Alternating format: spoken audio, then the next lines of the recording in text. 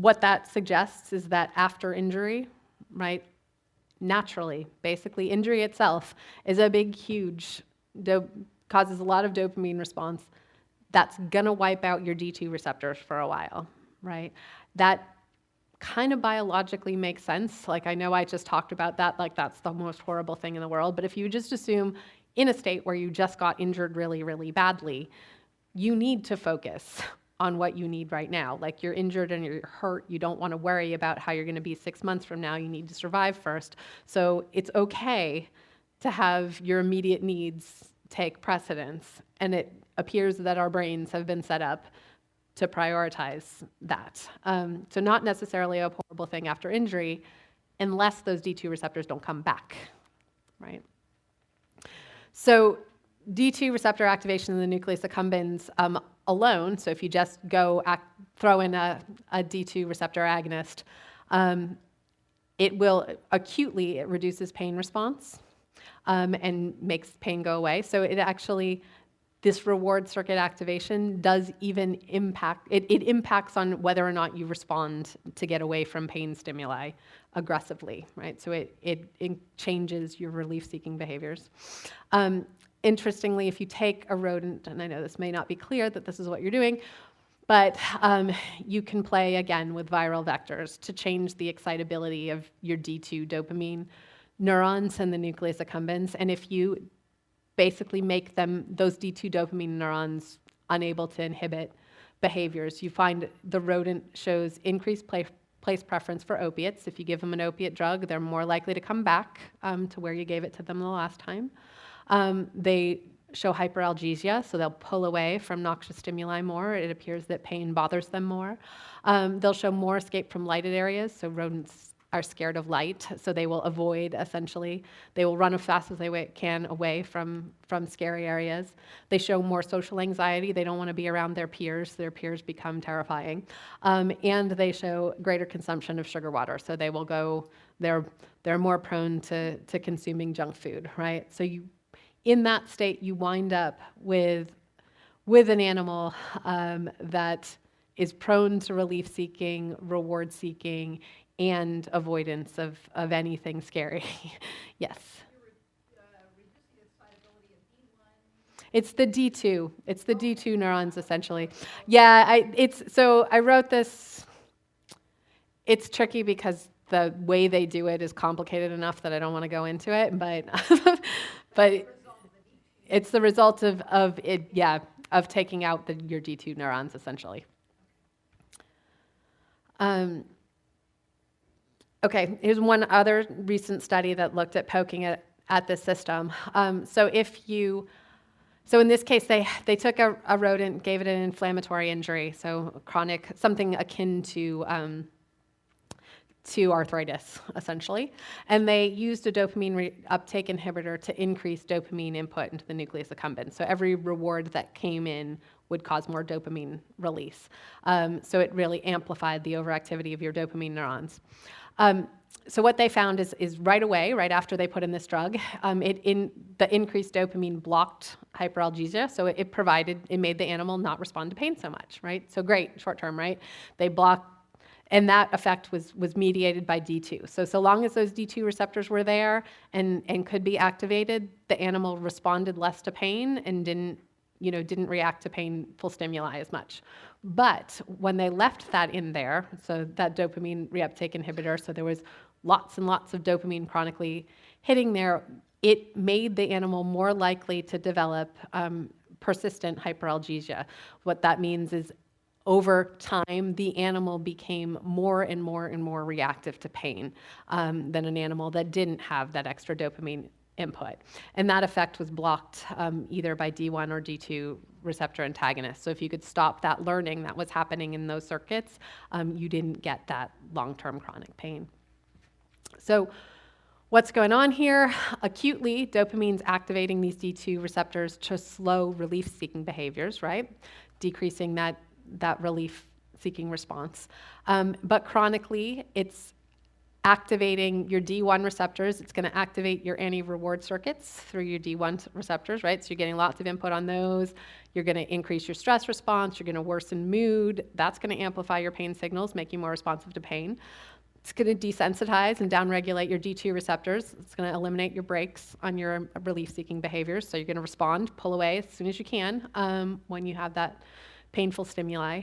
It's going to sensitize those neurons so you via the D1 receptors, so you pull away faster, and you wind up basically with increased pain severity and relief-seeking behaviors that you can't stop, even with punishment. So if we think through what does this mean? So anything that abnormally elevates dopamine levels is during injury is going to increase potentially the likelihood that an acute injury leads to chronic pain, right? So if I'm throwing too much dopamine into my nucleus accumbens, I'm making it more likely that the relief-seeking behaviors take over, that the pain levels go up, that your mood worsens, etc. So anyone that uses drugs that pharmacologically increase dopamine release in the nucleus accumbens, right? Anything you're taking, whatever, it's just adding dopamine into those circuits and into that reward-seeking circuits, you'd predict would be more likely to develop a chronic pain syndrome based on that rodent study. So interestingly, there's been a whole bunch of epidemiological studies that have shown that, in fact, people who use addictive drugs, so drugs that pharmacologically release dopamine into those very circuits, are more likely to have persistent pain after an injury. So smokers have been shown to have much greater risk of developing persistence of pain, and injured workers that are given high-dose opiate analgesics have also been shown to have more injury after pain, controlling for the severity of the injury. So implications here in both pain, chronic pain and addiction, right? Because this is a core component of both of those disorders. Any interventions that increase indirect pathway activity should facilitate recovery. What do you want to do clinically? You want to get those D2 receptors back on, and you want them and you want them chronically activated so that inhibition's constantly on, that you're constantly applying the brakes. So how do you do that? First, you got to reduce exposure to big dopamine signals because you can't knock them all out or they can't help you, right?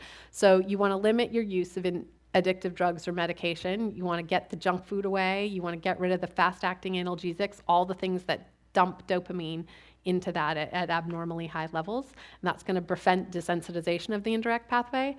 And then you need to get lots and lots of small dopamine release in there. You need to have frequent exposure to small reward opportunities in order to get those D2 receptors get the brakes constantly applied.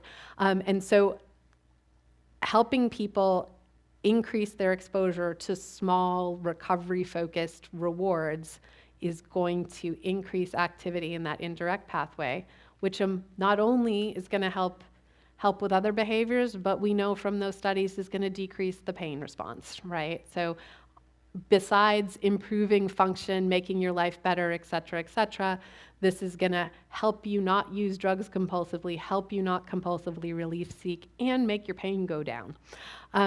So what sorts of things what sorts of treatments help increase your exposure to these small rewards? Well, there's a whole zillion different ways of doing them, and they just so happen to be core components of all the behavioral and other treatments that people have come up with that effectively improve substance use and addiction problems. So, for example, if you can teach people social skills to increase social reinforcement, if you can get them in a supportive recovery group, for example, like mutual help groups are incredibly effective for substance addiction. They're also very, very helpful for chronic pain.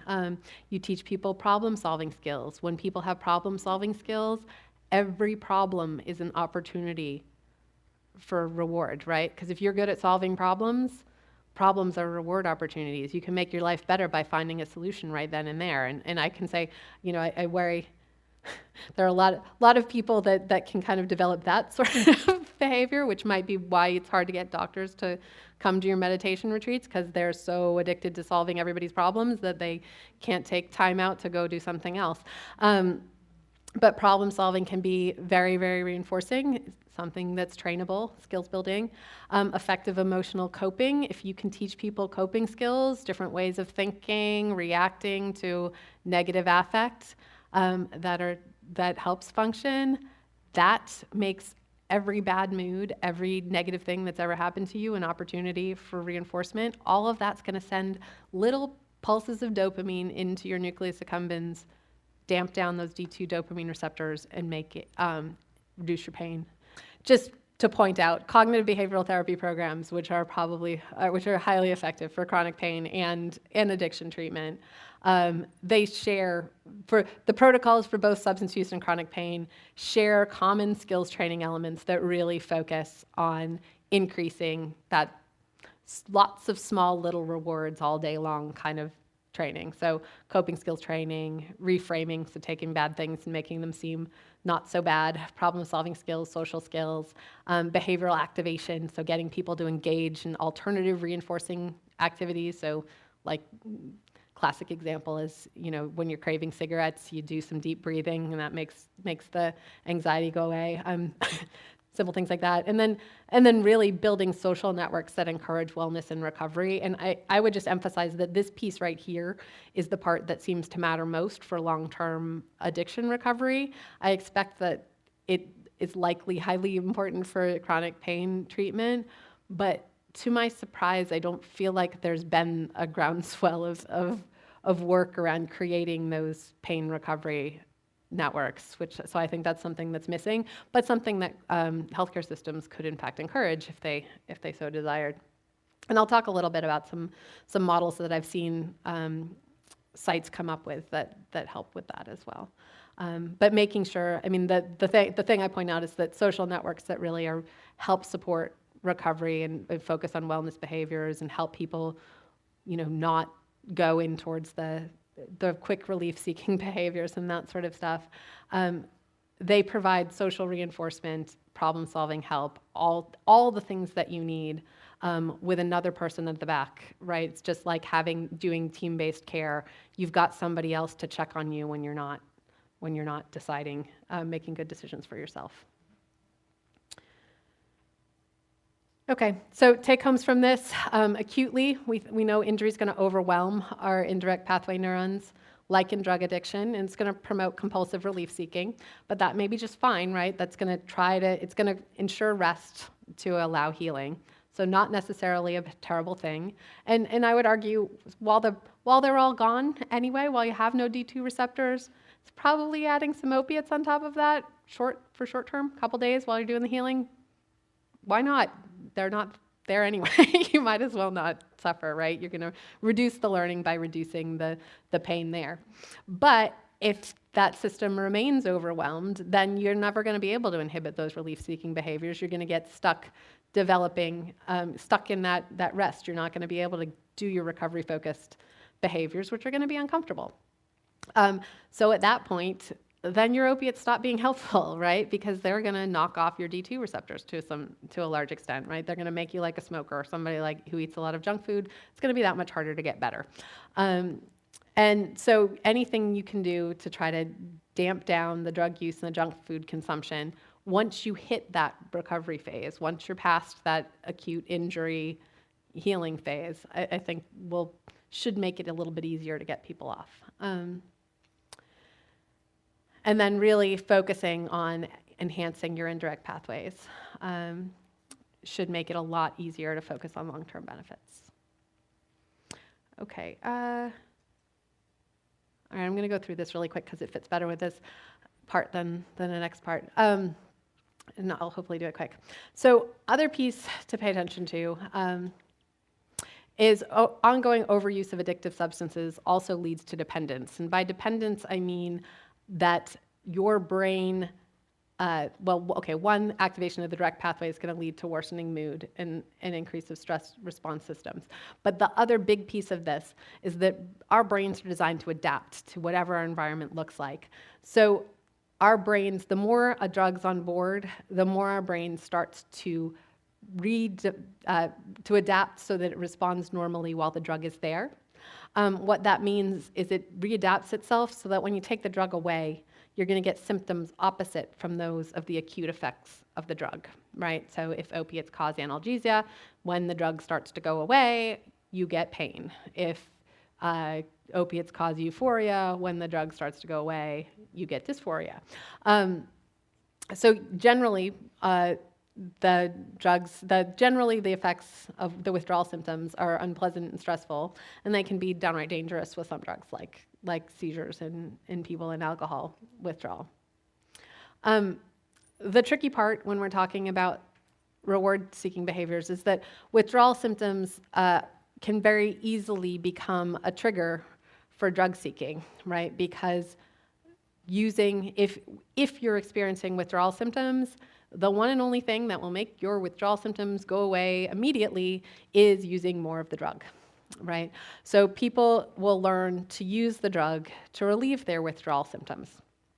The complicated part is when you're talking about symptomatic medications, so medications that are given to people to treat a symptom.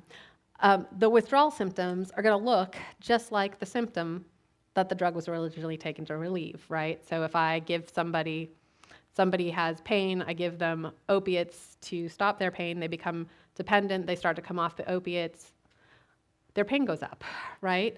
And what happens is patients don't interpret that as drug withdrawal. They interpret that as my medication's wearing off and my pain must still be really, really bad. I still have that injury and I know I still have that injury because whenever my pain medications start to wear off, my pain gets really, really terrible. You get the same things with benzodiazepines. I can almost guarantee you that's why they're massively prescribed as well. You give somebody benzodiazepines to treat their anxiety. As soon as their benzos start wearing off, their anxiety goes up. See, doc, I still have the anxiety problem. It's not getting better. I need more sedatives. You've got to give me more benzos. So you see this with all sorts of drugs of abuse, and it's totally understandable, but it's not necessarily true, right? So that the withdrawal symptoms don't mean that if you actually carefully taper somebody off the medication so that the drug dependence resolves, it doesn't mean that the pain was going to be there like it was when you were in withdrawal. And so the thing you have to convince people is that what they experience as their medication is wearing off doesn't reflect their natural state, and that they may feel a lot better and completely different once that dependence is removed and their drug levels aren't bouncing up and down, right? Because what you get, people think of withdrawal as something that happens when you take the medication away altogether, right? Like I'm taking it every 4 hours, and when I decide I'm going to discontinue my medication, my doctor takes away my prescription, that's when I get the withdrawal symptoms. But really, withdrawal symptoms happen with every dose. You go up a little bit, you go down a little bit, you go up a little bit, you go down a little bit. And so that people wind up internalizing essentially those effects, assuming that the down parts of the drug use are of the decline in drugs, where you get those withdrawal symptoms, is them. That's how they are without the drug. So what can you do to address withdrawal? So one, you got to help the patient understand that their symptoms may reflect drug dependence and withdrawal rather than ongoing injury. And I've seen clinics, for example, that inpatient mostly, where they basically say to the patient, I don't know whether these are helping or hurting you. There's no way I possibly could know, which is true. And so they say, let's just play with this. Let's do a blind taper, we're going to do a blind taper. Well, not a blind taper, but they basically, I'm going to blind you. Neither of us are going to know. We're either going to increase your dose or decrease your dose, and we won't know what's going on, right? And then they taper people or increase their dose and monitor whether they get better. It's sort of, as I said, they do it inpatient. I would never do this outpatient. But what they find is that sometimes dropping dose actually improves people's pain, and people won't believe them ever that that's going to happen unless you can kind of trick them into doing it. But oftentimes tapering does, in fact, reduce the pain, because a lot of that pain was actually related to the sensitization, those adaptations that your brain had made so that it could still feel pain and it could still signal when there's a threat, even though you'd like damp down the whole system hard with opiates, right? And so sometimes you get rid of that dependence and you get rid of that sensitization of the system that happened so that you could continue to feel through the drug. So how do you do that? You got to taper people off in order to be able to tell if this is going to help. But you got to do it really slowly and gradually, because nobody's going to go along with it if they're too miserable in the meantime. So we encourage, if you have somebody on high dose, don't try it. There's protocols out there that will tell you, oh, you can cut it by 25%, 50% every day, and so on and so forth. You don't need to do that. That's just take your time with it. You may need to taper over months, really gradual, 10% drop at a time, 10% drop, wait a week, 10% drop, wait a week. You don't need to rush through it necessarily, because you don't want to throw somebody into the complete pain, because they're just not going to come back to you. They're going to go to another doctor and get their pain meds back again.